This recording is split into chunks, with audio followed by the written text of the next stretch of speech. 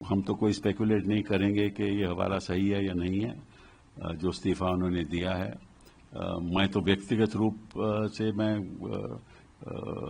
खुश नहीं हूं कि मैं जब पार्लियामेंट जाऊंगा तो उनको नहीं देखूंगा, क्योंकि मेरे उनके साथ संबंध बड़े वर्षों से हैं और बड़े अच्छे संबंध रहे, पारिवारिक संबंध रहे।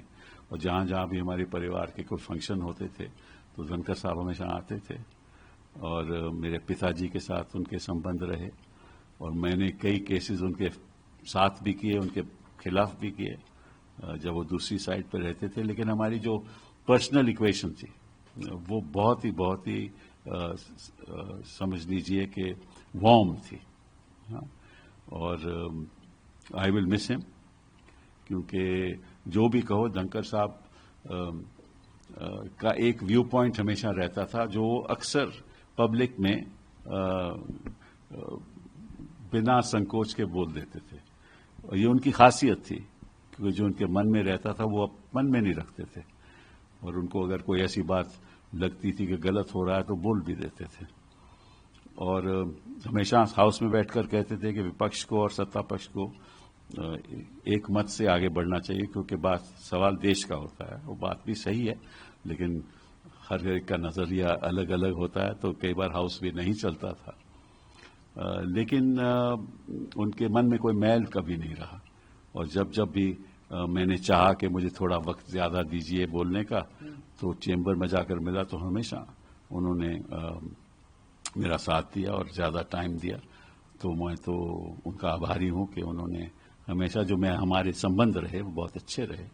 हाँ, हमारी विचारधारा थोड़ी अलग थी और कई बार हम भी कह देते थे और वो भी अपनी तरफ से जवाब भी दे देते थे, लेकिन कोई करवाहट कभी नहीं हुई।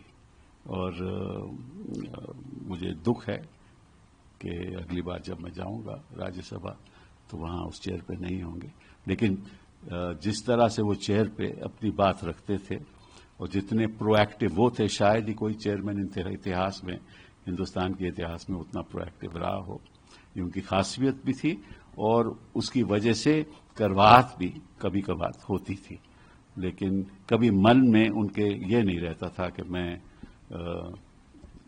इसकी वजह से किसी को नुकसान करूं। इंडीड सर, हम भी ये बात मानते हैं। एक अंतिम सवाल से तमाम लोग इंतजार कर रहे हैं।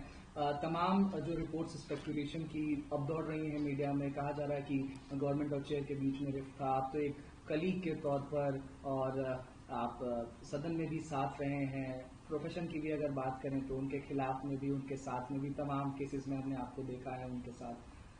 कैसे देखते हैं, क्या रीजंस हो सकते हैं सर? नहीं, इसके बारे में तो मैं कुछ कहना नहीं चाहता। उन्होंने कहा है कि स्वास्थ्य की वजह से वो इस्तीफा दे रहे हैं और इस बात को हमें ज़्यादा बढ़ा चढ़ा के बोलना नहीं चाहिए। और मैं समझता हूं कि इस स्पेकुलेशन से कुछ हमें मिलेगा नहीं। कोई भी सत्ता में बैठा हुआ अगर पद छोड़ता है तो उसकी कोई वजह होगी और इतनी गंभीर वजह होगी कि उनको छोड़ना पड़ा या उन्होंने सोचा कि अब वक्त आ गया है मुझे छोड़ने का। तो उस पर हमें स्पेकुलेशन नहीं करना चाहिए। उन्होंने चिट्ठी में साफ लिखा है कि मेरा स्वास्थ्य ठीक नहीं है और इसीलिए मैं ये पद को छोड़ रहा हूं।